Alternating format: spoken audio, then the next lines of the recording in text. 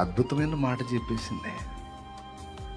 నువ్వు అన్యులతో పెట్టుకుంటే నువ్వు జయం పొందుతావు. నువ్వు ఇప్పుడు ఎవరితో గొడవ పడ్డావో అతడు ఒకవేళ దేవుని సంబంధి అయితే ఆ వ్యక్తి మీద నీకు జయము కలగదు. నన్ను నిజముగా నా దేవుడే పిలిచి ఉంటే, నన్ను నా దేవుడే ఆయన సేవలో నడిపిస్తూ ఉంటే, నా మీద ఎవడు ఎన్ని కుట్రలు వన్నినా వాడు దెబ్బతింటమే కానీ వాడికి నా మీద జయము కలగదు అనే నిశ్చయత మనకు ఉండాలి. హల్లెలూయా. తోడురా 100 గుంటలు తోడు, ఆ 100 గుంటల్లో నువ్వు నీ వాళ్ళు పడటమే, ఏమీ కాదు.